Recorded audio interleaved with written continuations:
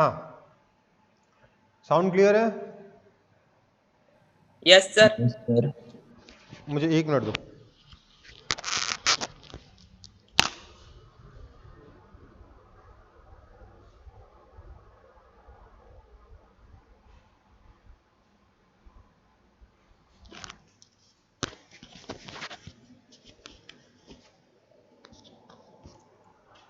हाँ भाई, सो हम लोग tau is equal to I alpha instantaneous axis of rotation के अबाउट लगा सकते हैं, ये भी हम लोग बात कर चुके थे।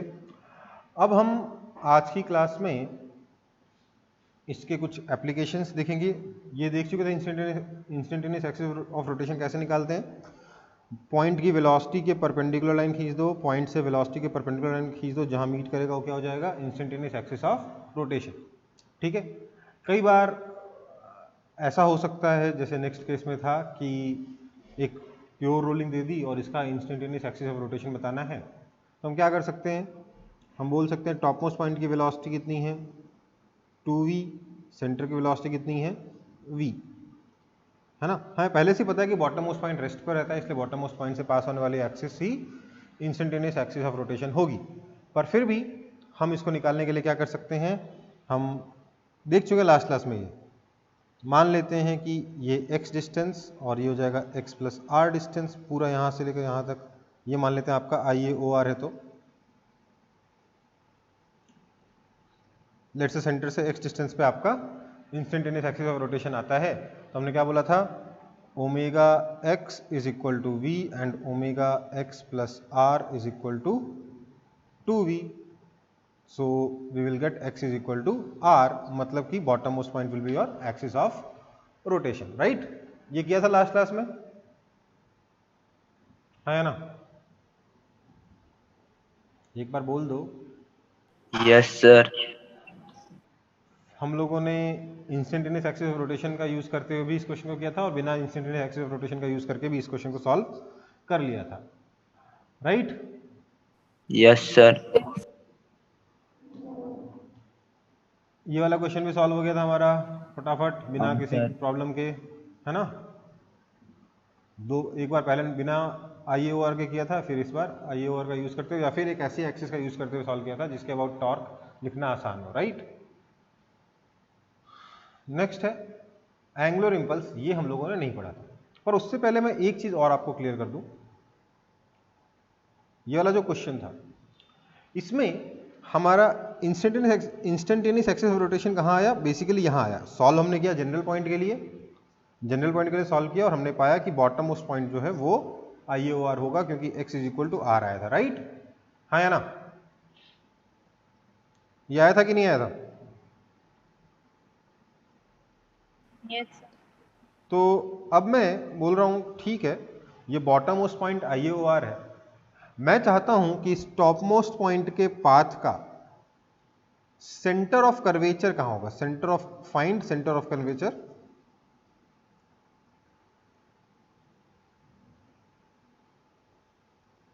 of path of this point at this instant।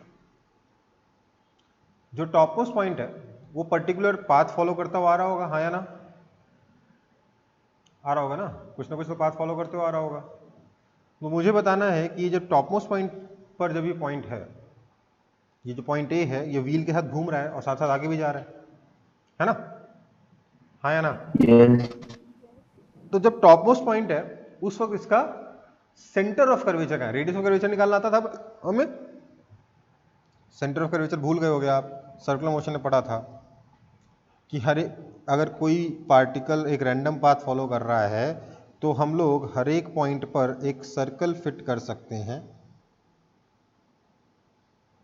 अलग अलग पॉइंट पे ऑब्वियसली सर्कल अलग अलग बनेगा, उसका रेडियस भी अलग अलग रहेगा, और इन सर्कल्स का जो सेंटर है, इन सर्कल्स का जो सेंटर है, इन सर्कल्स का जो सेंटर है, that centre will be called radius of curvature, क्योंकि हम सेंटर्स ऑफ कर्वेचर, और इन सर्कल का रेडियस कहलाएगा रेडियस ऑफ कर्वेचर। याद है कि नहीं याद है?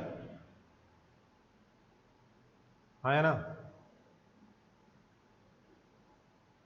Yes, sir. Yes, sir. और सेंटर ऑफ कर्वेचर निकालने के हमारे पास रेडियस ऑफ कर्वेचर निकालने के हमारे पास दो रास्ते थे। क्या क्या तरीका था? एक तो था अगर हमें पाथ की इक्वेशन पता हो तो हम रेडियस ऑफ कर्वेचर निकाल सकते हैं। क्या कैसे निकाल सकते हैं, याद है? फॉर्मूला तो भूल गए होगे आप,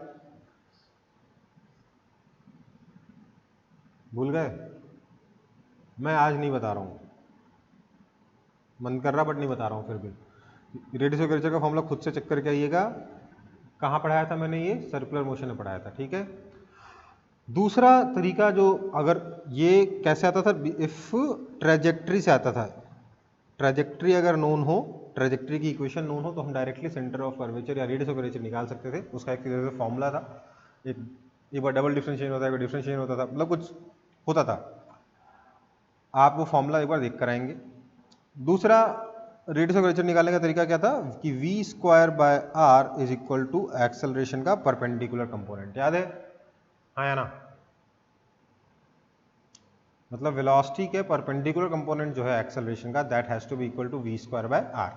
इससे भी निकलता था, राइट? और r is equal to v square upon perpendicular acceleration, है ना? अब होता क्या है कि इस प्योर रोटेशन में हमें इंस्टेंटेनियस एक्सिस ऑफ रोटेशन तो पता है, वो कहाँ पर है? बॉटम मोस्ट पॉइंट पे। फिर लोग जल्दबाजी में क्या करते हैं, बोलते हैं कि सर इस बॉटम मोस्ट पॉइंट के अबाउट क्योंकि प्योर रोटेशन हो रहा है, मतलब हर एक पार्टिकल इस पॉइंट को सेंटर मानते हुए सर्कुलर मोशन कर रहा है, इसलिए इस मोमेंट पर सेंटर ऑफ कर्वेचर जो है वो यही पॉइंट है, और इसलिए रेडियस ऑफ कर्वेचर 2r हो जाएगा। अगर इसका रेडियस, अगर मैंने डिस्क का रेडियस,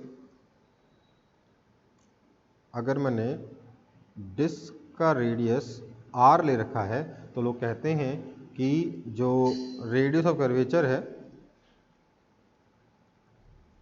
वो 2r हो जाएगा। कई लोग बिना कुछ सोचे समझे ये आंसर दे देते हैं। इसी चीज को क्लियर करने के लिए पूरा टॉपिक ले रहा हूं कि भैया ये गलत है। ध्यान दीजिएगा, centre of curvature is not same as instantaneous axis of rotation. ये मतलब इंस्टेंटेनियस एक्सिस ऑफ रोटेशन पे सेंटर ऑफ कर्वेचर लाई करना जरूरी नहीं है। In fact most of the cases में नहीं लाई करता, कभी किस्मत से लाई करिए तो करिए। समझ में आई बात? तो कैसे निकालते हैं सेंटर ऑफ कर्वेचर? उसके लिए हमारे पास एक ही फॉर्मूला है, r is equal to v square by perpendicular. दूसरा ये अगर ट्रेजेक्ट्री पता हो तो r is equal to radius of curvature is equal to v square by perpendicular से ही आप निकाल सकते हो। देखिए टॉप मोस्ट पॉइंट जो है उसकी वेलोसिटी कितनी है? 2v है। इसके परपेंडिकुलर लाइन पे ही आएगा सेंटर ऑफ कर्वेचर, ये एकदम पक्का है। और आपका जो IAOR है वो भी वेलोसिटी के परपेंडिकुलर लाइन पे ही आएगा, ये भी पक्का है। लेकिन सिर्फ ये दो ही चीजें इसमें कॉमन है, IAOR और सेंटर ऑफ कर्वेचर में। इसलिए सेंटर ऑफ कर्वेचर निकालने के लिए या फिर रेडियस ऑफ कर्वेचर निकालने के लिए क्या करेंगे? अगर रेडियस ऑफ कर्वेचर पता होगा तो सेंटर ऑफ कर्वेचर निकल ही जाएगा।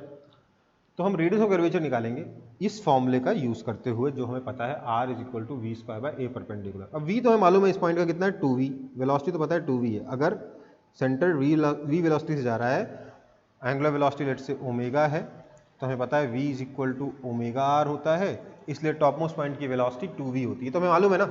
हाँ या ना? पता है कि नहीं पता?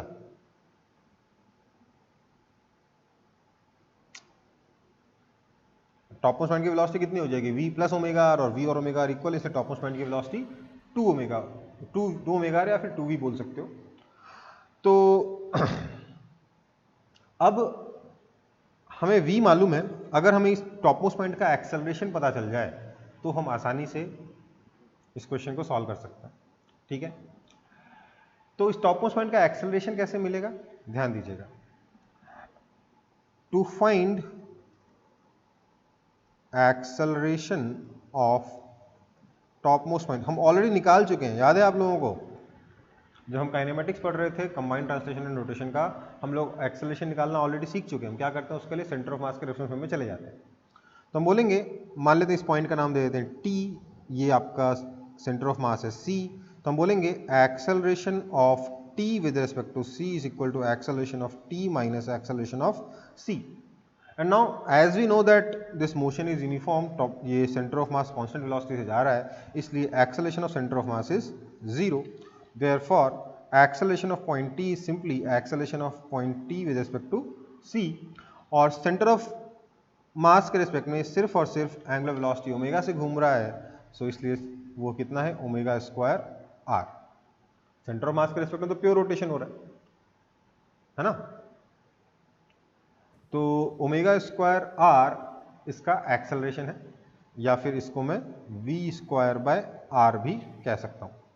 ठीक है, और यही टॉप मोस्ट पॉइंट का जो एक्सेलरेशन है किधर की तरफ है, सेंटर की तरफ है, क्योंकि सेंट्रीपिटल एक्सेलरेशन है.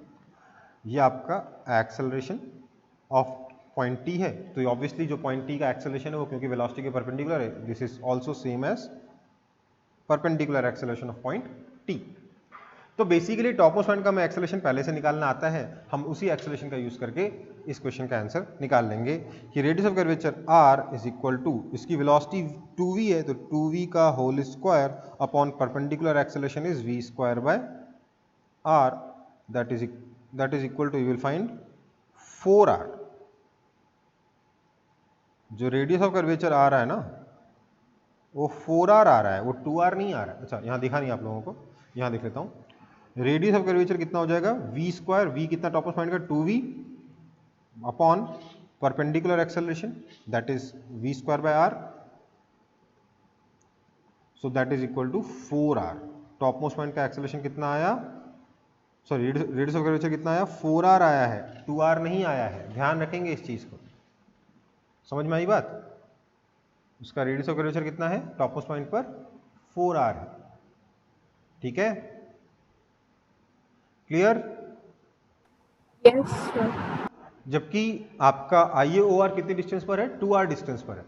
तो कभी भी IAOR को सेंटर ऑफ कर्वेचर से कंफ्यूज मत करिएगा. नोट डाल के लिख लीजिए यहाँ पर, do not confuse IAOR and centre of curvature. ठीक है,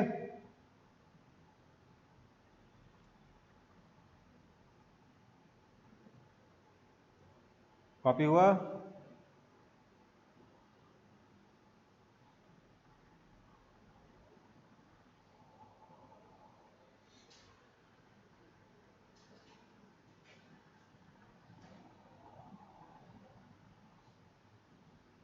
कॉपी हो गया.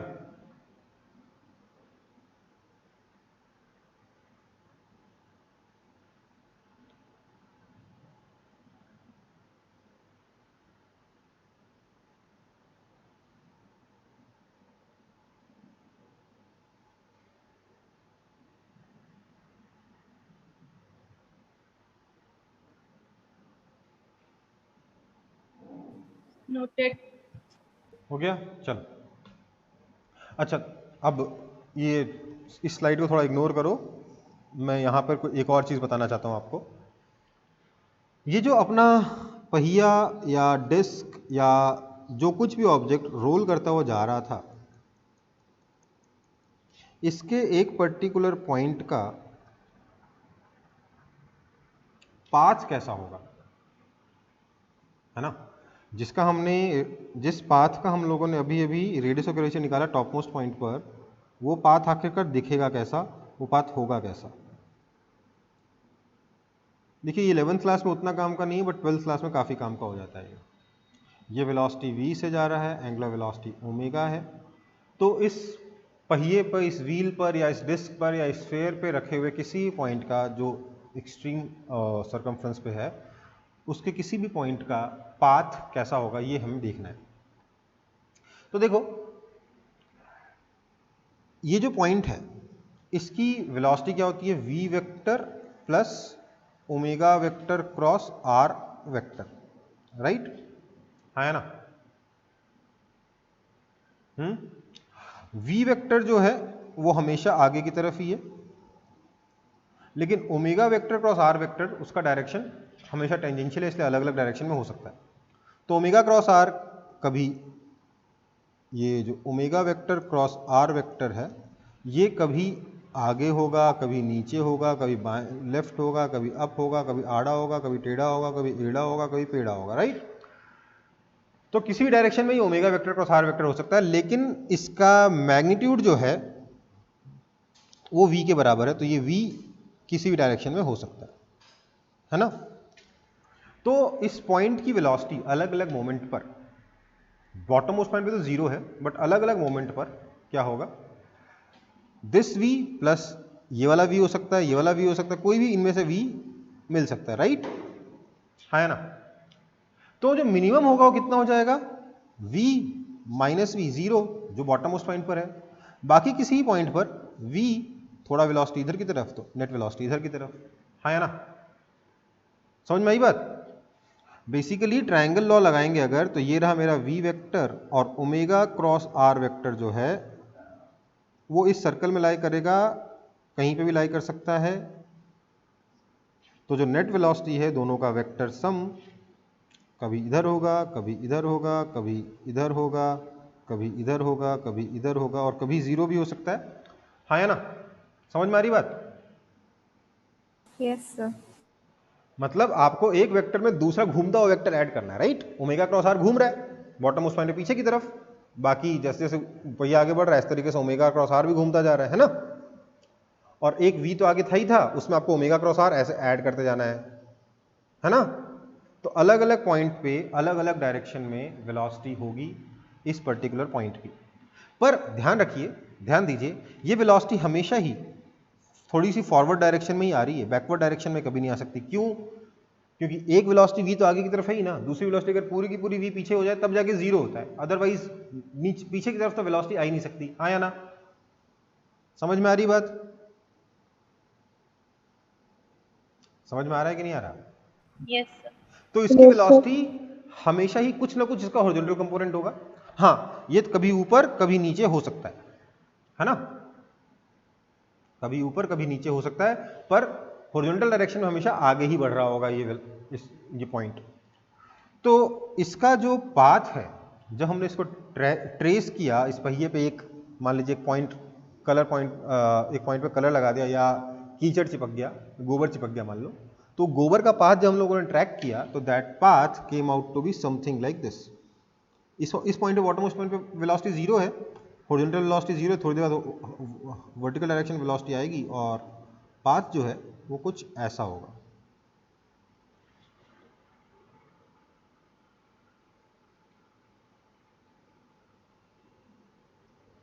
समझ में आया। सिमेट्रिक होगा दोनों तरफ से, उतना अच्छा बना नहीं, फ्री हैंड बना रहा हूं ना। समझ में आया कि नहीं। कुछ ये वाला पाथ होगा ऐसे, जिसको मैं अब डार्क कर रहा हूं, दिख रहा है सब लोगों को कि पाथ कैसा होगा। मुझे बताइए इस पाथ में ये हाइट कितनी होगी, बताइए तो जल्दी से। ये पॉइंट मैक्सिमम कितनी हाइट तक जाएगा, 2r। पहिए की हाइट के बराबर तो जाएगा, उससे ऊपर थोड़ा निकल जाएगा, पहिए का पॉइंट है ना। जब टॉप मोस्ट पॉइंट पे जाएगा वही 2r है। इस पॉइंट पे इसकी वेलोसिटी कितनी है, 2v है। इस पॉइंट पे कितनी है, 0। वापस से जब बॉटम मोस्ट पॉइंट पे आएगा कितनी वेलोसिटी हो जाएगी, 0। समझ में आई बात। यहां पर 0, यहां पर 0, टॉप मोस्ट पॉइंट पर 2v, राइट, हाँ या ना। Yes, sir. मुझे एक चीज और बता दीजिए जल्दी से कि ये लेंथ कितना होगा,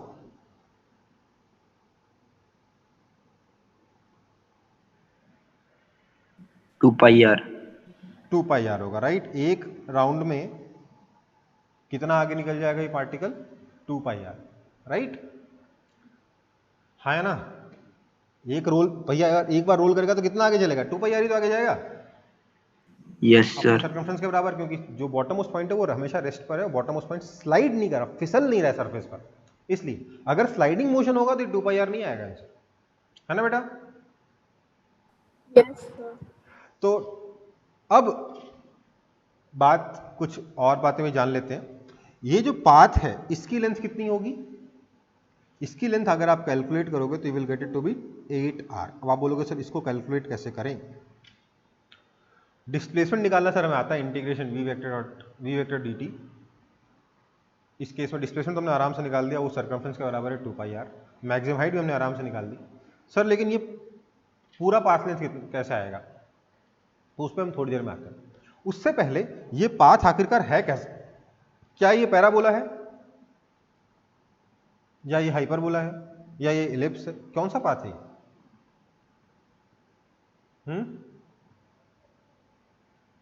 पैराबोला। देखो पैराबोला नहीं हो सकता, क्योंकि पैराबोला का स्लोप जो है ना कभी भी जीरो, कभी भी पैराबोला यहां से 90 डिग्री नहीं बना सकता, कहीं से भी बना सकता है क्या?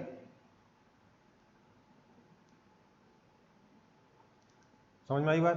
पैराबोला नहीं हो सकता है, ठीक है, कोई दिक्कत?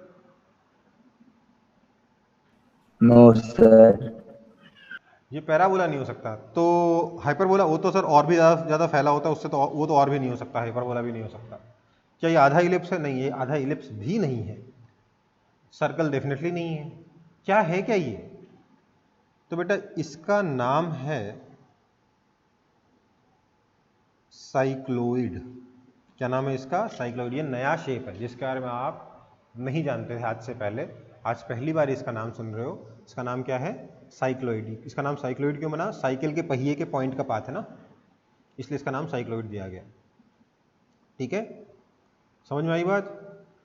ये बहुत ही इंटरेस्टिंग कर्व है, इसके बहुत सारे अच्छे अच्छे एप्लीकेशंस हैं रियल लाइफ में। जैसे कि एक मैं आपको बता दूं, आजकल वो थोड़ा जनरल नॉलेज टाइप की चीज़ें हो गई साइंस स्टूडेंट्स के लिए, rather than calculation and all. इसको कॉपी कर चुके हैं? ये सब कॉपी नहीं करना है, ये सब कुछ कॉपी नहीं करना है, सिर्फ इस पाथ को कॉपी करना है। ये हाइट 2r, ये 8r, पाथ का नाम cycloid, top most velocity 2v, ये कॉपी करना है बस। ठीक है,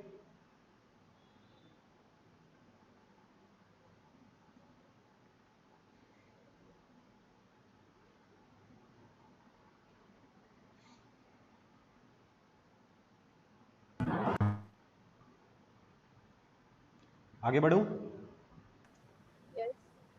Yes, sir. सर। ये बस थोड़ा सा पाथ याद रखना है इसका, ठीक है ना। अब देखो थोड़ा सा बच्चा वो आगे इसी पेज पे कर दे रहा हूँ, जो लिखा है इसको इग्नोर करिए। मैंने ये टॉपिक छोड़ दिया था, सोचा था बाद में पढ़ाऊंगा, बट अभी पढ़ा दे रहा हूँ। ये जो साइक्लॉइड है, इसका पाथ लेंथ निकालने के लिए मैं थोड़ी सी मेहनत करूंगा। पाथ लेंथ निकालने के लिए मैं क्या करूंगा? Path length L is equal to integration of v dt, where v क्या है?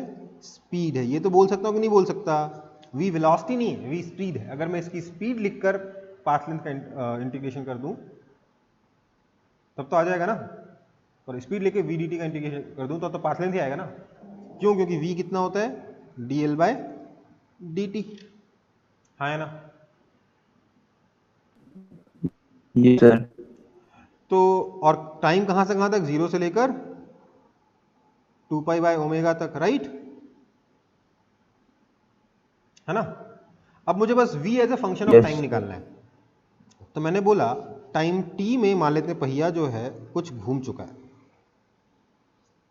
t इज इक्वल टू 0 पे तो पहिया बॉटम मोस्ट, वो पॉइंट बॉटम मोस्ट पॉइंट पे था, पर टाइम t पर क्या होगा?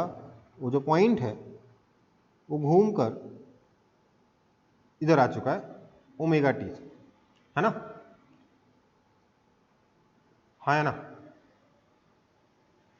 अब इसके पास, इस पॉइंट के पास अब दो वेलोसिटीज हैं। कौन कौन सी? सर एक तो आगे की तरफ है सर, कितनी? v है सर, और दूसरी टेंजेंशियल डायरेक्शन में कितनी? सर वो भी तो v ही है, हाँ है ना। Yes sir. तो अब देखो ये वाला एंगल अगर ओमेगा टी है तो ये वाला angle 90 degree minus omega T, वाला एंगल फिर से कितना आ गया? ओमेगा टी आया, हाँ है ना। इसको एक काम करता हूँ, v पॉइंट P बोलो ना, VP कर देता हूँ। इस पॉइंट P यहाँ से पहुँच गया, यहाँ पहुँच गया P घूमते हुए, तो VP करता हूँ, क्योंकि V तो मैंने स्पीड वेलोसिटी रखी सेंटर की, ठीक है, तो मैंने VP बोल दिया उसको। तो क्या मैं बोल सकता हूँ कि VP velocity of point P is equal to under root of दो वेक्टर्स का सम है, इस V का और इस V का, दोनों के बीच में एंगल कितना है? 180 degree minus omega T. So ये हो जाएगा under root of V square plus 2वी square cos of 180 degree minus omega T is, चलो कॉस ऑफ ऐसे लिखते हैं, cos of 180 degree minus omega T. Now cos of 180 degree minus theta होता है, सेकंड क्वाड्रेंट में आ गया, minus cos theta, that is equal to under root of 2v square into 1 minus cos omega t, right, that is equal to under root of 2v square into 1 minus cos omega t को क्या लिख सकता हूं मैं, क्या मैं इसको 2 sine square omega T by 2 लिख सकता हूं, कॉस 2 थीटा का फॉर्मूला लगा के। बताओ, यहां तक पहुंच जाओगे ना आराम से? Yes sir. That is equal to 2v sine omega t by 2। ये आपका पॉइंट P का वेलोसिटी है as a function of time t। इसके बाद का काम आपको आता है, बस आप ये Vp यहां पर बिठा देंगे, लिमिट लगा देंगे, you will find therefore length L is equal to 8r आ जाएगा। आपको कैलकुलेशन खुद से करनी है, मैं नहीं कर रहा, ठीक है? समझ में आया फंडा?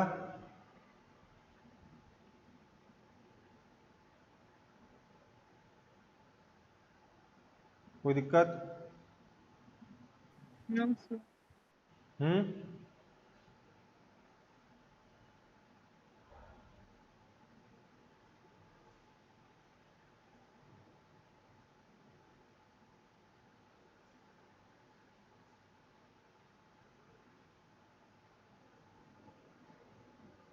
आगे बढ़े? Yes sir.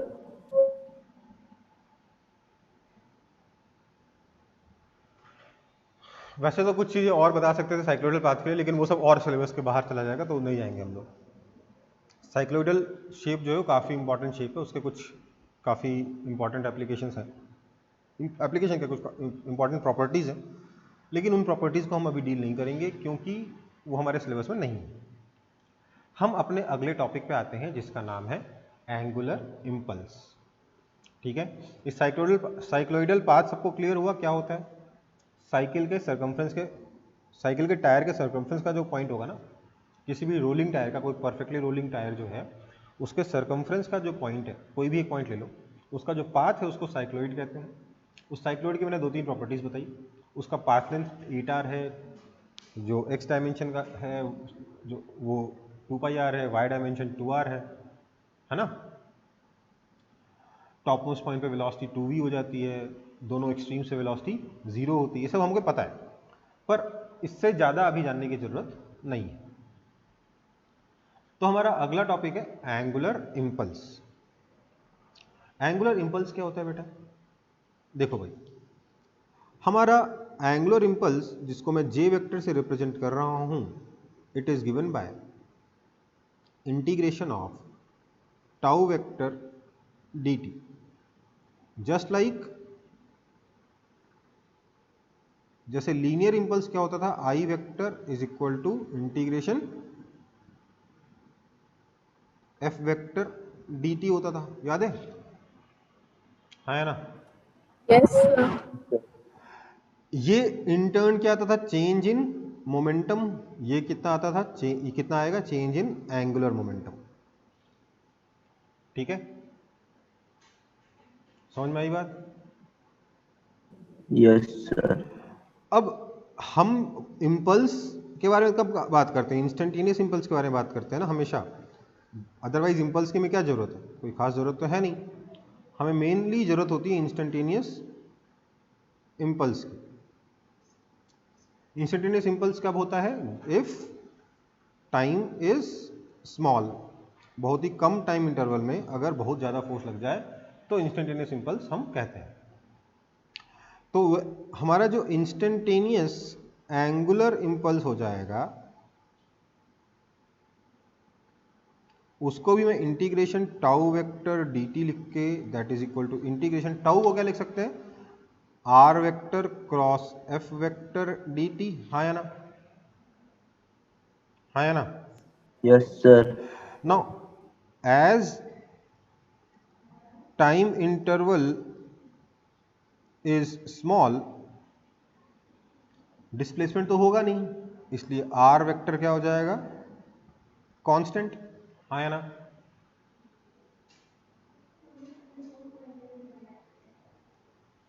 हाँ या ना? Yes, क्योंकि sir. टाइम बहुत छोटा होता है, छोटे टाइम में कोई डिस्प्लेसमेंट तो आ नहीं पाएगा ना, कोई वो टेलीपोर्टेशन तो हो नहीं रहा। तो आर वेक्टर मेरा कांस्टेंट हो गया, इसलिए मैं लिख सकता हूँ J vector is equal to R vector cross integration F vector D T, that is equal to R vector cross I vector. तो J vector is equal to R vector cross I vector, ये कब valid है? Only for instantaneous impulse, otherwise नहीं valid है। क्योंकि otherwise are vector change हो सकता है ना, अगर टाइम मिलेगा तो आर वेक्टर कांस्टेंट नहीं रहेगा ना, डिस्प्लेसमेंट हो जाएगा, तो आर वेक्टर को आप इंटीग्रेशन के बाहर नहीं निकाल पाओगे। समझ में आई बात? हाँ या ना? Yes, sir. तो जैसे Yes. हम आर क्रॉस एफ, अगर हम इंस्टेंटेनियस इंपल्स के बारे में बात कर रहे हैं, अगर हम इंस्टेंटेनियस एंगुलर इंपल्स के बारे में बात कर रहे हैं, तो इंस्टेंटेनियस एंगुलर इंपल्स निकालने के लिए हम directly r vector cross I vector कर सकते हैं, r vector cross f vector करके जाने की जरूरत नहीं है। ठीक है, क्लियर है ये बात? Yes. और instantaneous impulse, sorry angular impulse होता है इतना है, चेंज इन एंगुलर मोमेंटम के बराबर। ठीक है, कोई दिक्कत है इसमें?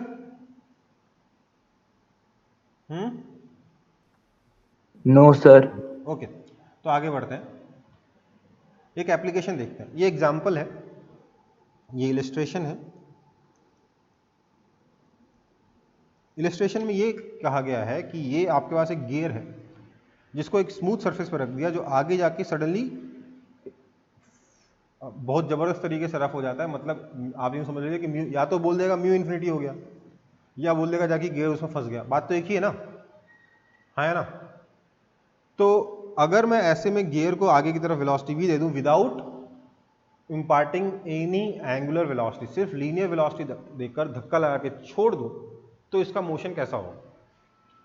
क्या इसका मोशन कुछ इस तरीके का होगा, स्मूथ सरफेस पर से जा रहा होगा, फिर फंस जाएगा और ये काम होगा, राइट? हाँ या ना?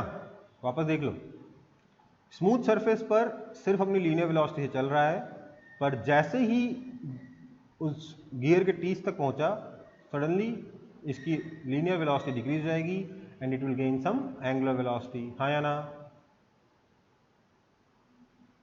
हाँ या ना? Yes, sir. राइट? अब मैंने यहां v बोल दिया, मान लेते हैं आपको u दे रखा है और आपको बताना है बाद में फाइनल वेलोसिटी v कितनी है।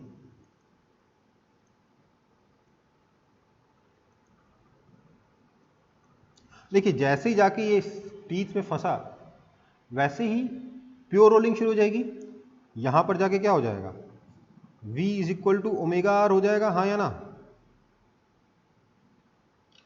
हाँ या ना? बोलो, हो जाएगा ना भाई? Yes, sir. तो v is equal to omega r हो जाएगा यहां पहुंच के। मेरे को एक रिलेशन तो v और ओमेगा के बीच में पहले से पता है। दूसरी बात मैं क्या करूंगा, अब इसको सॉल्व करने के दो तीन रास्ते हैं। मैं सबसे बेसिक और सबसे कॉन्सेप्चुअल रास्ते से पहले सॉल्व करूंगा। क्या है वो? देखिए, मैंने बोला कि जब ये जो आपका गियर है जब इस पॉइंट पे पहुंचा, तो यहां पर इसके ऊपर एक इंपल्स लगा पीछे की तरफ आई वेक्टर। हाँ है ना? हाँ है ना? Yes, sir. तो क्या मैं लिख सकता हूं आगे की तरफ पॉजिटिव और पीछे की तरफ नेगेटिव लिखकर कि m you minus I is equal to M v, लिख सकता हूं कि नहीं? Initial momentum plus impulse is equal to final momentum, Yes, sir. है ना? प्लस इंपल्स लिख के माइनस क्यों लिख रहा हूं? क्योंकि इंपल्स नेगेटिव डायरेक्शन में, राइट?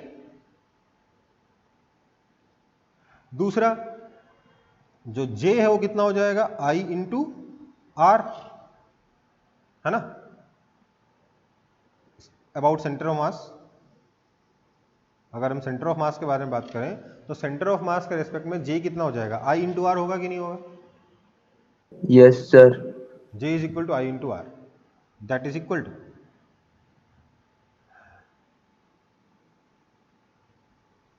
अच्छा, that is equal to moment of inertia M I into omega, change in angular momentum about centre of mass. हाँ या ना? हाँ या ना? Yes, sir. है ना? अब देखिए यहाँ पे थोड़ा कंफ्यूजन इसलिए हो गया क्योंकि आई से ही मैं मोमेंट ऑफ इनर्शिया को भी रिप्रेजेंट कर रहा हूँ और आई से मैंने ये भी ले लिया है, इससे थोड़ा कंफ्यूजन हो रहा है। इसलिए क्वेश्चन सॉल्व करते हुए मैं पूरे के पूरे टाइम मोमेंट ऑफ इनर्शिया को एम आई से रिप्रेजेंट करूंगा। M is not mass, m I is moment of inertia.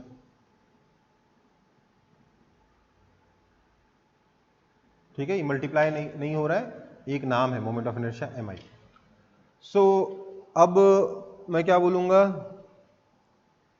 Therefore I is equal to m I omega by are,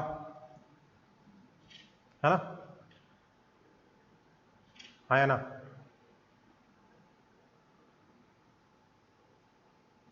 कोई दिक्कत? No, sir. अब अगर मैं 1 और 2 को ऐड कर दूंगा तो moment of impulse I cancel हो जाएगा, मुझे क्या मिलेगा, m u is equal to M v plus m I times omega by are.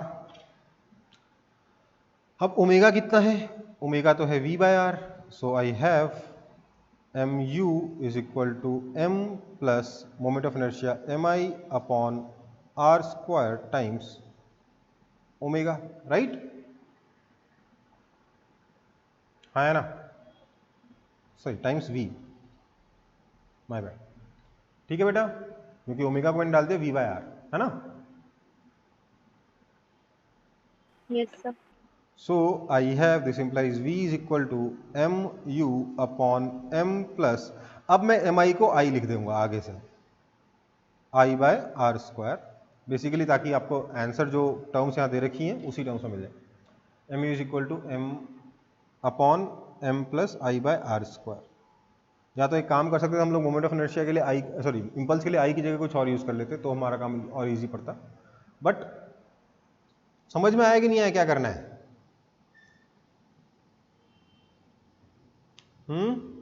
क्या ये बहुत डिफिकल्ट है? हाँ बेटा सप्तर्षि बोलिए।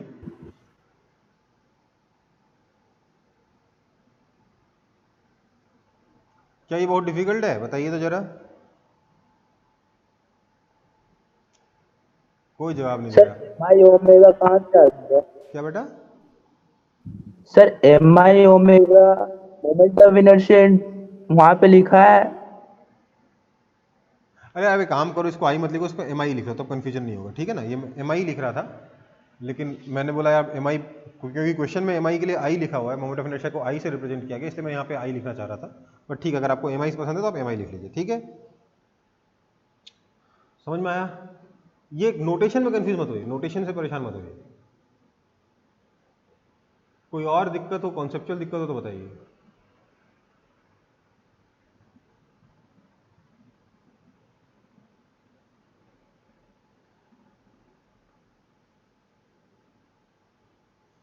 ये क्लियर है एकदम?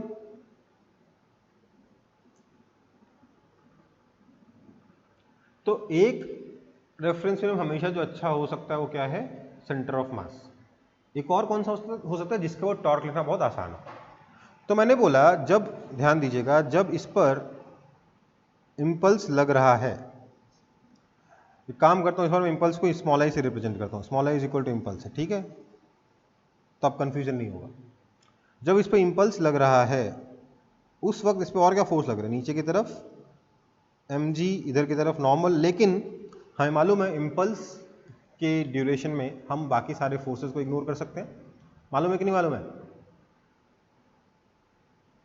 मालूम है ना? Yes, sir. प्लस हमें ये भी पता है कि बॉटम मोस्ट पॉइंट तो रेस्ट पे ही रहेगा, पहले भी और बाद में भी, सॉरी पहले नहीं, इंपल्स लगने के बाद में। तो बॉटम मोस्ट पॉइंट एक बहुत ही अच्छी चॉइस लग रही है मेरे को, फिर से अपनी एक्सिस सिलेक्ट करने के लिए, ठीक है, क्यों? वैसे तो नॉर्मल और mg का इम्पल्स जीरो है, उससे कोई खास फर्क पड़ता नहीं है, क्योंकि वो ऐसे भी निग्लिजिबल हो जाएगा in comparison to this impulse. इसका टॉर्क mg और नॉर्मल का टॉर्क जीरो है, उससे कोई फर्क पड़ता नहीं, क्योंकि इम्पल्स के टॉर्क के सामने ऐसे भी उसको निग्लिजिबल हो जाना चाहिए था। पर दूसरी चीज ये भी है कि जो इम्पल्स है ये तो एक बॉटम मोस्ट पॉइंट से जा रहा है, इसलिए इम्पल्स का टॉर्क जीरो, मतलब J vector zero, impulsive torque zero, है ना, एंगुलर इम्पल्स जीरो, राइट, है ना।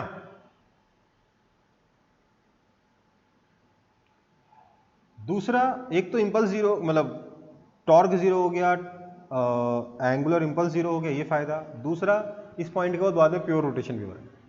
खैर प्योर रोटेशन की जरूरत हमें नहीं पड़ेगी, उसके बिना भी हम इस क्वेश्चन को सॉल्व कर लेंगे। हम क्या बोलेंगे कि J is equal to zero, this implies delta L is equal to zero, this implies L initial is equal to L final. कोई दिक्कत? कोई दिक्कत? दिस इंप्लाइज L इनिशियल कितना है? इनिशियली वेलोसिटी u से जा रहा था, सेंटर ऑफ मास, और कोई रोटेशन नहीं था। तो इस पॉइंट के अबाउट, जो बॉटम उस पॉइंट के अबाउट, अगर मैं इसका एंगुलर मोमेंटम लिखता हूं तो क्या लिखूंगा? Angular momentum of centre of mass, that is MUR, है ना, plus angular momentum with respect to centre of mass which is zero, right? Yes sir. Is equal to final angular momentum. Final angular momentum पे कैसे लिखूंगा? Angular momentum of centre of mass, that is MVR, plus angular momentum with respect to centre of mass, that is I omega. कोई दिक्कत?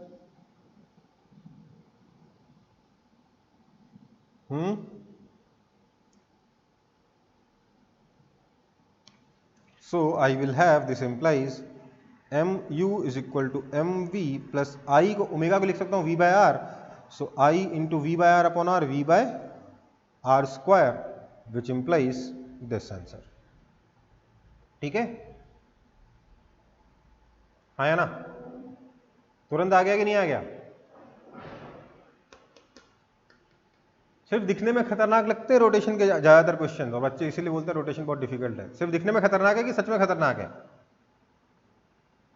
की चीजों को ध्यान रखना है, किस एक्सिस के अबाउट इक्वेशंस लिखनी है।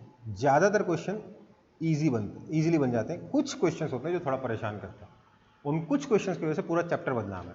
हाँ, चैप्टर लंबा है, काफी लंबा है। हम कब से पढ़ रहे हैं? मोमेंट ऑफ इनर्शिया पढ़े, फिर टॉर्क पढ़े, एंगुलर मोमेंटम पढ़े, उसके ऊपर क्वेश्चन किए, पुली विद मास, पता नहीं फलाना ढिमकाना क्या क्या पढ़ चुके हैं। उसके बाद आए कंबाइंड ट्रांसलेशन एंड रोटेशन, उसके अंदर भी इंसिडेंट एक्सिस ऑफ रोटेशन आ जाता है, साइक्लोइडल पाथ आ जाता है, बहुत सारी चीजें आ जाती हैं। मतलब चैप्टर बहुत बड़ा है, डिफिकल्ट जितना है उससे ज्यादा बड़ा है। ठीक है, तो इसलिए अगर कुछ चीजें छोड़ देते हो कोई बड़ी बात नहीं है इस चैप्टर में, क्योंकि चैप्टर सच में बहुत ज्यादा बड़ा है। Sir, in the last line one expression is about centre of mass. Yes, this is of centre of mass, this is with respect to centre of mass. Angular momentum of centre of mass is MVR, R into MV, and angular momentum with respect to center of mass is I omega. Okay? Yes sir। आगे बढ़े? Yes sir।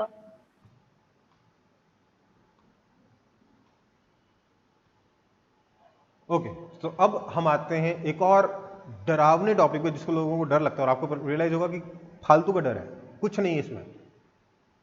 लोग बेकार में डरते हैं, मैं भी डरता था इस एक टॉपिक से, मैं भी अपने टाइम पे डरता था। पर जब मैंने इसको एक बार बैठ के खुद से सॉल्व किया ना, मुझे लगा ये तो कुछ है ही नहीं, बहुत ही आसान है। टॉपिक क्या है? Collision with rod. यहां पे आपके पास एक हॉरिजॉन्टल सरफेस है, फ्रिक्शनलेस हॉरिजॉन्टल सरफेस है,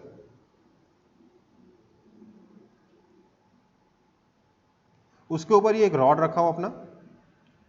इस रॉड से जाकर ये बॉल कोलाइड करेगी। मान लेते हैं बॉल की जो वेलोसिटी आगे की तरफ ये u है। ठीक है, समझ में आई बात? क्वेश्चन समझ में आया? Yes। ये वेलोसिटी u है, ये जाके बॉल रॉड से टकराएगी और हमें उस प्रॉब्लम के बाद, कोलिजन के बाद क्या होगा, इसको सॉल्व करना होगा अंडर डिफरेंट कंडीशंस। सिचुएशन कैसी होगी एक बार देख लेते हैं। ये बॉल गई कोलाइड की, कोलाइड करके बॉल स्लो हो गई, थोड़ा एनिमेशन फंस गया, वापस देखते हैं।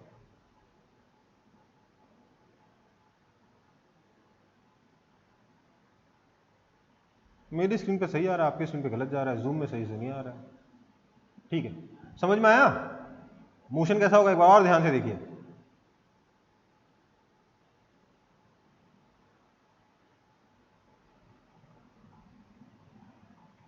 अब इससे पहले कि मैं इस प्रॉब्लम को सॉल्व करूं अलग अलग कंडीशंस में, आप मुझे बताइए कि बॉल के मोशन के साथ क्या हुआ।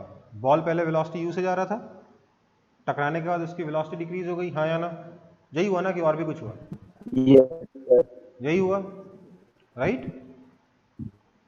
हाँ या ना? हाँ सर। Yes, sir. ओके, और रॉड के साथ क्या हुआ? रॉड से जब जाके बॉल टकराई, ध्यान दीजिएगा रॉड के मोशन में, अब सिर्फ रॉड को दिखेगा,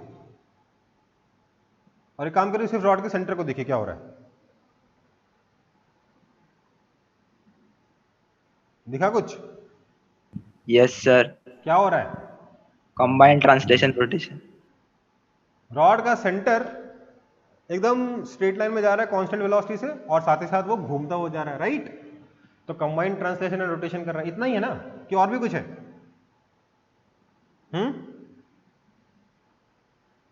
इतना ही है ना भाई? हाँ सर। Yes, तो sir. बेसिकली हमें क्या निकालना होगा? कोलिजन के पहले हमें u पता है बॉल का, कोलिजन के बाद हमें निकालना होगा बॉल की फाइनल वेलोसिटी, रॉड की फाइनल वेलोसिटी एंड ओमेगा। तीन चीजें निकालनी है, राइट? और कुछ निकालना है क्या? नहीं ना? No sir. तो पहले तो ये पता चल गया निकालनी सिर्फ तीन ही चीजें हैं। अब इसको सॉल्व करते कैसे? मतलब मोशन तो यही है, मैंने बस पीछे से टेबल हटा दी जिससे कि लिखने की जगह बन जाए मेरे पास। ठीक है, क्या है अब देखिए इसमें वेराइटीज कैसे कैसे कैसे बन सकती हैं। इस क्वेश्चन में तो मैंने क्या बनाया है, जो सिचुएशन मैंने डायग्राम, जो मैंने यहाँ पर एनिमेशन बनाया है, इसमें तो मैंने क्या किया है, बस बॉल को जाकर रॉड के एंड से टकरा दिया है ना? बॉल जाकर रॉड के एंड से टकराई है इसमें। पर वो कह सकते हैं कि नहीं, बॉल यहाँ पे आई और बॉल के किसी और पॉइंट से टकराई, एंड से नहीं टकराई, सेंटर यहाँ पर है ना? हाँ या ना? कर सकते हैं कि नहीं कर सकते? Yeah.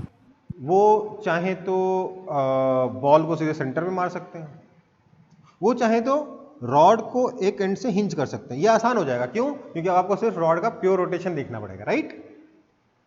Yes, sir. है ना? Yes, sir. अगर रॉड को हिंज कर दोगे किसी एक जगह से तो बहुत आसान हो जाएगा। हाँ, उसमें और इस सिचुएशन में थोड़ा सा डिफरेंस होगा, थोड़ी देर में देखता हूं। पर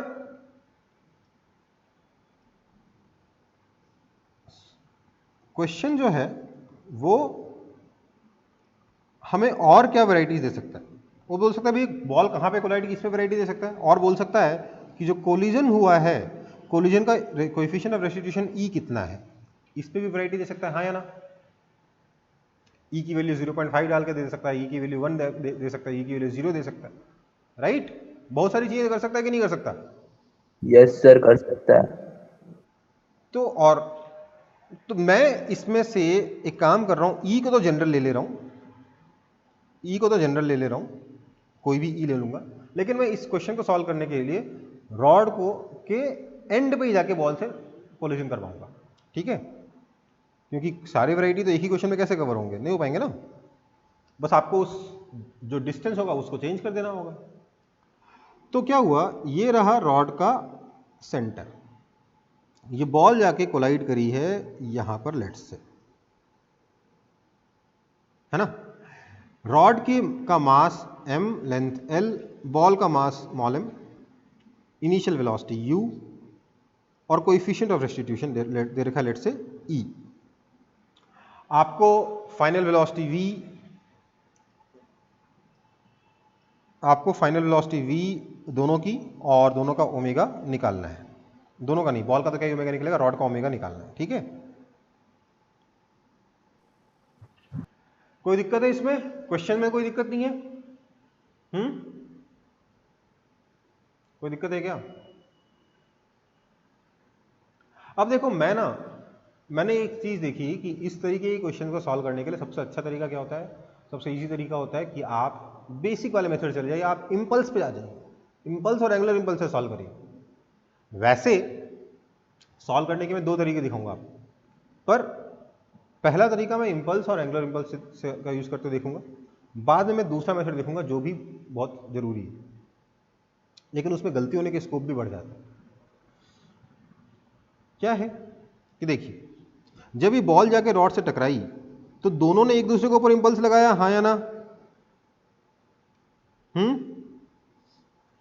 क्योंकि मैं मोमेंट ऑफ इनर्शिया के लिए आई यूज करता हूं, इसलिए मैं इंपल्स के लिए स्मॉल आई यूज कर रहा हूं। आगे से यही करेंगे, यही हुआ है, दोनों पे इंपल्स लगा, आई आई, है ना? Yes sir. कोलिजन के बाद क्या हुआ, बॉल की वेलोसिटी हो गई है v1, और ये जो रॉड है कोलिजन के जस्ट बाद रॉड की वेलोसिटी सेंटर की हो गई लेट से v2, और एंगुलर वेलोसिटी हो गई ओमेगा। ठीक है, तो मैं क्या बोलूंगा, सबसे पहले तो मैं ये लिखूंगा कि m u minus I is equal to m v1, हाँ या ना? Yes sir. पक्का? M you minus I is equal to M we one, ये तो आ गया पहला इक्वेशन। और क्या दूसरी इक्वेशन क्या होगी? I is equal to capital M we two, हाँ या ना?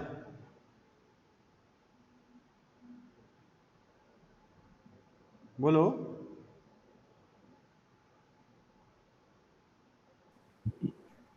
Yes sir. पक्का?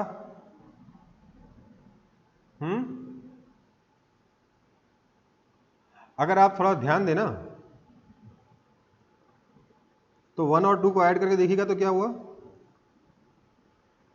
M u is equal to M we one plus capital M we two आया। ये क्या है? कंजर्वेशन ऑफ मोमेंटम है, हाँ या ना? Yes, sir.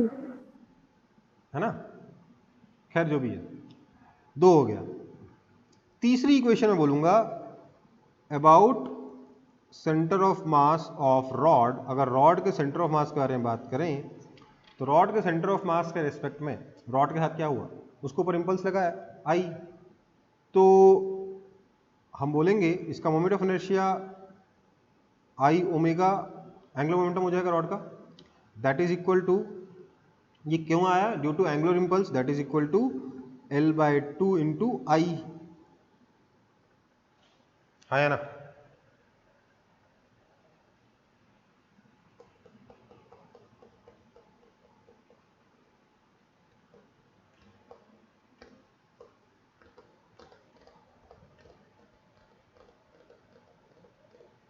समझ में आया कि नहीं आया?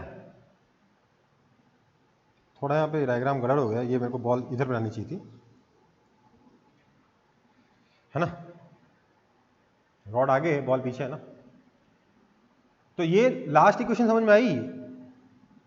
एंगुलर इंपल्स सेंटर से कितना डिस्टेंस है, ये एल बाय टू है, into I is equal to इसका एंगुलर मोमेंटम आई ओमेगा। ठीक है? Yes sir. और इसको 3 नहीं बोलना चाहिए, मुझे क्या लिखना चाहिए, m L square by 12 omega is equal to L by 2 times I. This is equation 3, क्योंकि मोमेंट ऑफ इनर्शिया आई की वैल्यू डाल दी, कैपिटल आई की वैल्यू डाल दी, M L square by 12 about the centre of mass, right? तो मुझे देखिएगा तो वेरिएबल कितने हैं मेरे पास, अननोन्स कितने हैं? क्या मुझे आई पता है? नहीं पता। क्या मुझे v1 पता है? नहीं पता। क्या मुझे v2 पता है? नहीं पता। क्या मुझे ओमेगा पता है? नहीं पता। कितने इक्वेशन है? 4, सॉरी कितने वेरिएबल है? 4, और इक्वेशंस कितनी है? 3। एक और इक्वेशन चाहिए कि नहीं चाहिए?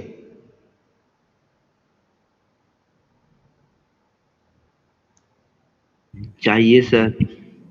ऐसे तो चार अननोन्स तो निकलेंगे नहीं बिना एक और इक्वेशन बनाए। कहां से लाए वो चौथी इक्वेशन?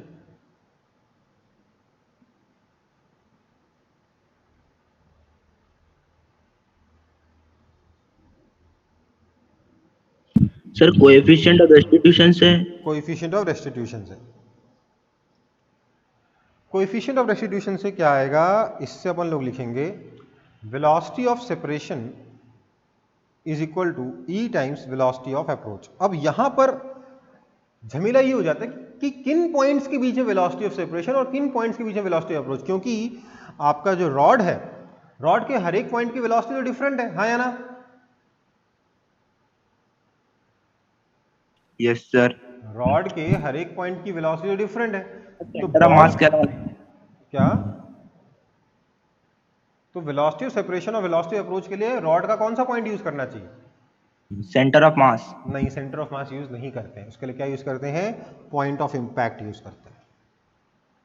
ठीक है, तो पॉइंट ऑफ इंपैक्ट की वेलोसिटी आफ्टर कोलिजन कितनी हो जाएगी? v2 plus omega l by 2, यही होगी ना,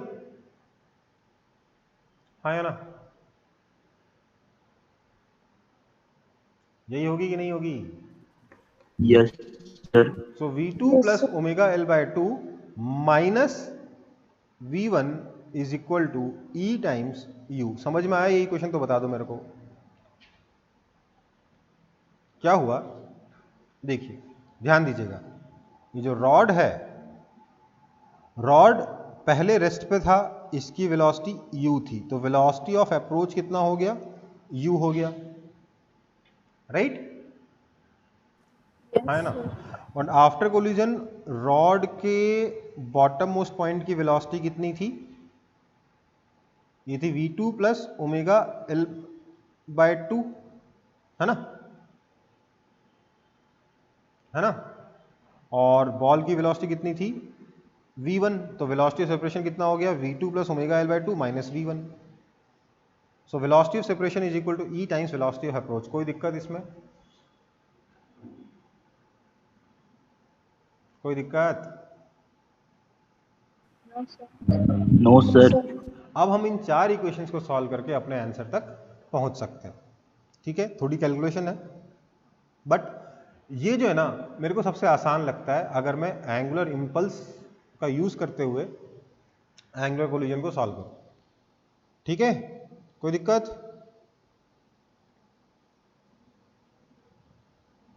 No, sir. कोई दिक्कत नहीं है? ओके। तो ये चार इक्वेशन सॉल्व करके आंसर निकल जाएगा। चार इक्वेशन को सॉल्व करके मैं नहीं दिखा रहा। इसी का सॉल्व करने का एक और तरीका क्या हो सकता है? देखो, अब मैं दोबारा से पूरा डायग्राम बनाना पड़ेगा मुझे, ठीक है। सॉल्व करने का एक और तरीका क्या हो सकता है? देखिए, लेट्स से हमने बोला ये रॉड है और ये बॉल है, इसकी इनिशियल वेलोसिटी u है, बाद में क्या हो जाता है? इसकी वेलोसिटी v2, इसकी वेलोसिटी v1 और एंगुलर वेलोसिटी ओमेगा, यही हो जाता है ना, हाँ या ना? Yes sir. तो अब मैं दूसरी इक्वेशंस क्या लिख सकता हूं? मैं दूसरी इक्वेशंस लिख सकता हूं मोमेंटम की इक्वेशन। ये ऑल्टरनेट तरीका है, ठीक है। ऑल्टरनेट तरीका क्या है? मोमेंटम की इक्वेशन क्या हो सकती है?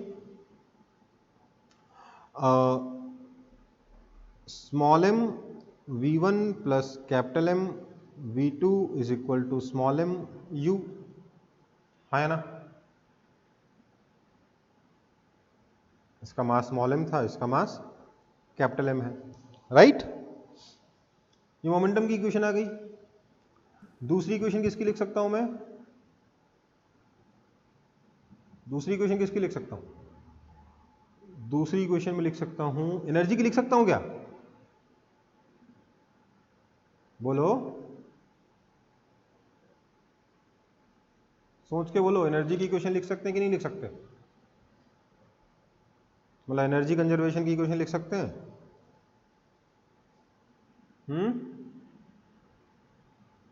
सर पोटेंशियल एनर्जी तो नहीं दिया हुआ।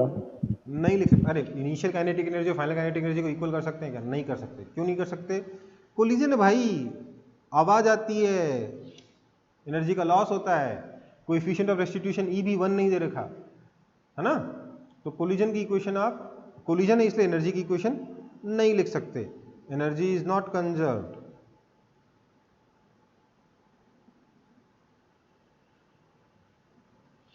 समझ में आया?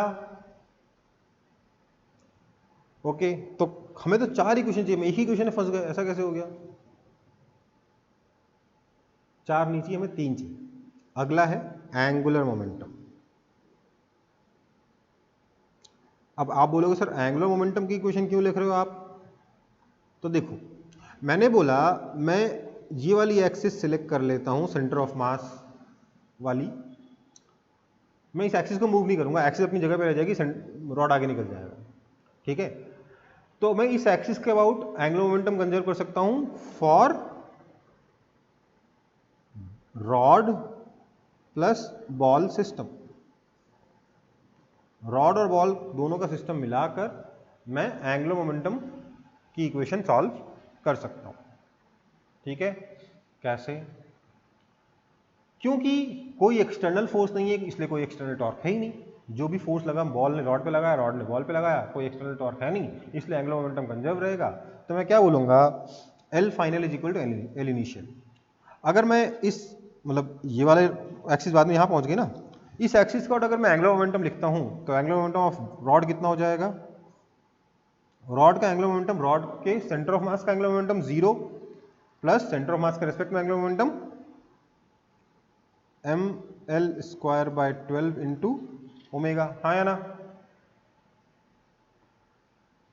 हाँ या ना? Yes, sir. प्लस बॉल का फाइनल एंगुलर मोमेंटम कितना हो जाएगा? क्या मैं इसको L by 2 into m we one लिख सकता हूँ? दोनों का डायरेक्शन सेम ही, ओमेगा भी इधर ही है, वी वन भी इधर ही है, राइट? L बाय 2 और m we one, r cross p, angular momentum आता है कि नहीं आता? हाँ या ना?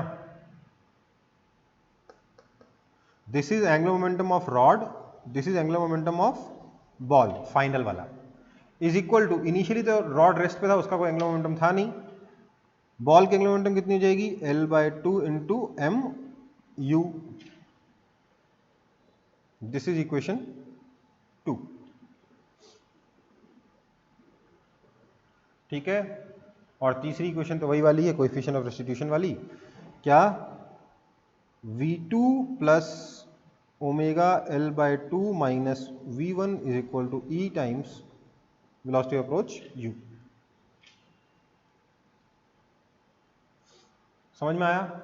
इस बार देखिए, क्योंकि हमने इंपल्स कंसीडर नहीं किया, हमारी इक्वेशन में एक वेरिएबल कम है इंपल्स, इसलिए हमें 4 की जगह 3 ही इक्वेशंस की जरूरत है, ठीक है? कौन कौन सी इक्वेशन लगाई हमने? मोमेंटम की, एंगुलर मोमेंटम की, और मोमेंटम की, एंगुलर मोमेंटम की, और किसकी लगाई?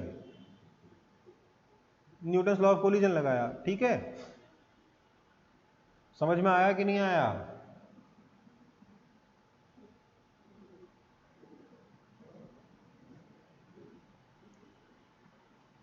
Yes, sir. तो एंगुलर कोलिजन भी हो गया आपका, है ना? और देखो यार, अब मैंने इस चैप्टर में उतना पढ़ा दिया है जितना पढ़ाना चाहिए, इससे ज़्यादा पढ़ाने का कोई मतलब नहीं है। हालांकि अगर आप बोलोगे इस चैप्टर में क्या ये चैप्टर पूरा खत्म हो गया, मैं बोलूँगा यार ये चैप्टर मैं चाहूँ तो 2 साल यही चैप्टर पढ़ा सकता हूँ, इतना बड़ा चैप्टर है, इतने तरीके के क्वेश्चन है, इतने वैरायटी ऑफ क्वेश्चन है। बट कहीं ना कहीं तो स्टॉप लगाना पड़ेगा ना, तो मैं यहाँ पर इस चैप्टर में स्टॉप लगा रहा हूँ। बस इसका एक एप्लीकेशन हम लोगों को जो ग्रेविटेशन में देखना था, ग्रेविटेशन में छूट गया था ना वो, क्योंकि ग्रेविटेशन पढ़ने से पहले हम लोगों ने एंगुलर मोमेंटम पढ़ा नहीं था, है ना? केप्लर्स लॉ का डेरिवेशन। Yes sir. तो मैंने बोला था जब मैं मोमेंट रोटेशन पढ़ाऊंगा उसमें मैं इस डेरिवेशन को करा दूंगा, तो एक बार इसको कॉपी कर लेंगे तो मैं उस डेरिवेशन पे आ जाऊंगा। कॉन्सेप्ट समझ में आया कि नहीं आया इस एंगुलर इंपल्स का और एंगुलर कोलिजन का? दोनों तरीके। अच्छा, कौन सा वाला मेथड इजी था, इंपल्स वाला या कंजर्वेशन ऑफ मोमेंटम और कंजर्वेशन ऑफ एंगुलर मोमेंटम वाला? दोनों ही डिफिकल्ट है ना?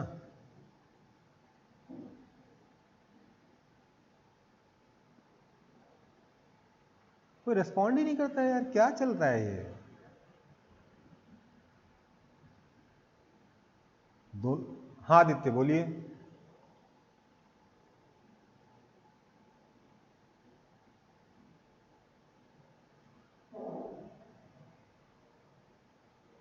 कुछ नहीं बोलना है, हैंड रेज करके हटा देते हैं, चलो ठीक है।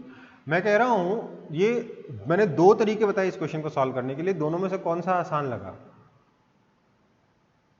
Momentum on. कंजर्वेशन वाला, इम्पल्स वाला नहीं?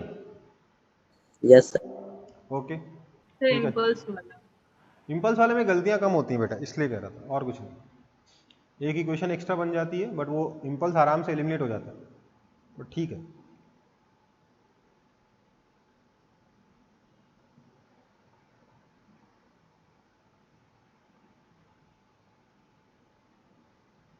आगे बढ़े।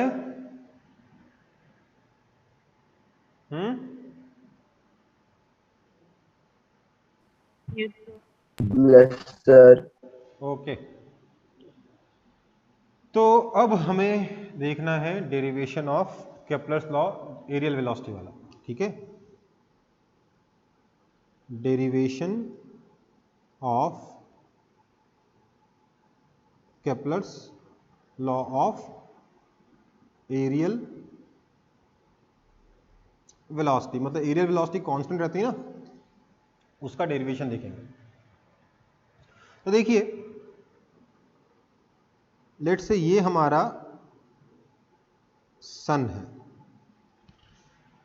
और ये यहां पर हमारा प्लैनेट है। मैंने प्लैनेट को सन से बड़ा बना दिया, पर परेशान मत होइएगा। ये प्लैनेट इस तरीके से इलिप्टिकल शेप में घूम रहा है अराउंड सन। मैंने कहा था कि किसी भी मोमेंट पे the rate at which this line joining sun and the planet sweeps the area is constant, है ना। तो हम इसलिए किसी जनरल पॉइंट पे बात करते हैं, इस जनरल पॉइंट पे बात की मैंने। इस जनरल पॉइंट पे प्लैनेट के पास वेलोसिटी इधर है ना। तो अगर ये एरिया ए है तो D A by d T कितना होगा? डी बाई डी टी कितना होगा, कोई बताएगा मेरे को?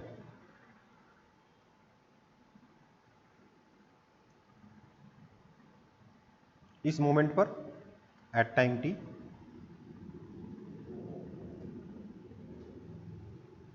देखो एक बात है, अगर इस प्लैनेट के पास वेलोसिटी सिर्फ रेडियल डायरेक्शन में होती टुवर्ड्स सन, तो क्या ये line joining sun and the planet क्या कोई एरिया स्वीप करती या नहीं करती?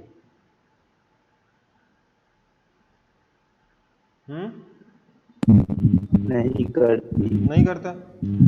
तो एरिया जो स्वीप हो रहा है वो इस परपेंडिकुलर कंपोनेंट की वजह से हो रहा है, इस टेंजेंशियल वेलोसिटी की वजह से हो रहा है, राइट? Yes sir. अब टेंजेंशियल वेलोसिटी की वजह से एरिया कैसे स्वीप होता है ये देखते हैं। मैं उसके लिए बोल रहा हूं एक सर्कल कंसीडर करो, क्योंकि अगर सिर्फ टेंजेंशियल वेलोसिटी होगी तो मोशन कैसा होगा? सर्कुलर होगा, है ना? हाँ है ना। ऐसे में जब ये थीटा एंगल या डी थीटा एंगल ट्रेवल कर लेगा, उस वक्त डी कितना होगा बताइएगा कोई मुझे? क्या मैं डी को लिख सकता हूं? ध्यान दीजिएगा, 2 पाई एंगल के लिए कितना होता है? Pi r square. तो डी थीटा एंगल के लिए कितना हो जाएगा? D theta upon 2 pi into pi r square होगा कि नहीं होगा? Area, this area d A, हाँ या ना? Yes sir. तो क्या मैं लिख सकता हूं कि d A by d t is equal to 1/2 r into d d t of r d theta, है ना? या ऐसे क्यों किया मैंने, sorry.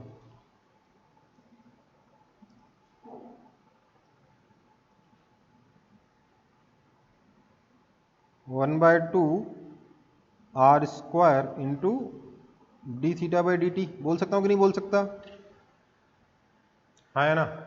Sir. This implies dA by dt is equal to 1/2 r square omega, है ना। This implies dA by dt is equal to 1/2 r into r omega, that is equal to 1/2 into r v, कौन सा वाला, perpendicular वाला या फिर tangential वाला, right, हाँ है ना। Yes. और तो dA बाई dt का फॉर्मूला क्या आ गया, 1 dA by dt is equal to आ गया आपका r vt बाय 2। नाउ इस मोमेंट ऑफ टाइम पर L वेक्टर कितना है, सन के अबाउट L वेक्टर कितना है इस प्लैनेट का, क्या मैं लिख सकता हूं, this is equal to distance, ये r के यहाँ पे डिस्टेंस है, r into R. m v tangential r into perpendicular momentum, r cross p vector होता है ना, r इंटू p परपेंडिकुलर, है ना। Yes. Now as this is about sun, sun के अबाउट यही आपका एंगुलर मोमेंटम है, and as there is no torque about sun, sun के अबाउट कोई टॉर्क क्यों नहीं है, क्योंकि फोर्स तो प्लैनेट के ऊपर सिर्फ सन ही लगा रहा है, सन ही तो है ना प्लैनेट को जो अट्रैक्ट कर रहा है अपने फोर्स ऑफ ग्रेविटी से, हाँ है ना। सन प्लैनेट को अट्रैक्ट कर रहा है ग्रेविटेशनल फोर्स से, और ये जो ग्रेविटेशनल फोर्स है सन से ही पास होगा, इसलिए इसका Yes. कोई टॉर्क नहीं होगा, इसलिए as there is no torque about sun, L vector about sun is equal to constant, this implies r into mass of planet into v tangential is constant, this implies 2m into r into v tangential by 2 is अच्छा हाँ is constant, this implies 2m into rate at which area is being swept dA by dt is constant, or this implies that dA by dt is equal to constant upon 2 times mass, mass भी constant है, is constant। समझ में आया कि नहीं आया,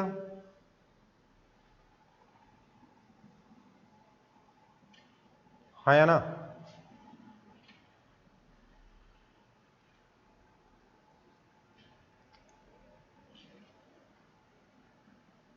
तो rate at which area is being swept is constant, देखो मैंने डेरिवेशन बहुत लंबा कर दिया क्योंकि मैं एक एक चीज डिटेल में बताया हूँ, ठीक है, सिर्फ इतना देखना था कि आपका dA बाई dt जो है ना, ये बेसिकली है कितना, this is basically m vt r upon 2m है ना, that is equal to l by 2m, because l is constant, this is equal to l upon 2m, because l is constant, dA by dt is also constant, direct आ जाएगा, हाँ या ना, बस dA by dt निकालना था आपको, कोई दिक्कत, No, sir. तो ये वाला चैप्टर पूरी तरीके से अब कंप्लीट हो गया है, इसके बाद मैं इस चैप्टर में कुछ पढ़ाऊंगा नहीं, ठीक है। हाँ, क्वेश्चंस आपको ऑब्वियसली अभी बहुत वैरायटी के मिलेंगे, देखो देखा जाए तो मैंने थ्योरी में कुछ छोड़ा नहीं है, सिर्फ वैरायटी ऑफ क्वेश्चंस थोड़े और कराए जा सकते हैं, ठीक है बेटा, थ्योरी वाइज मैंने कुछ भी नहीं छोड़ा है, तो ये मत सोचना कि थ्योरी इनकम्प्लीट है, चैप्टर इनकम्प्लीट, चैप्टर कंप्लीट है, बट कहीं ना कहीं तो रुकना पड़ेगा ना अपन को वैरायटी ऑफ क्वेश्चंस में भी, तो इसके बाद अगर आपको और कुछ नया क्वेश्चन मिलता है जो सॉल्व नहीं होता, that is a different thing, but most of the questions जो एग्जाम्स में आते हैं वो सॉल्व हो जाएंगे using what I have taught, ठीक है बेटा।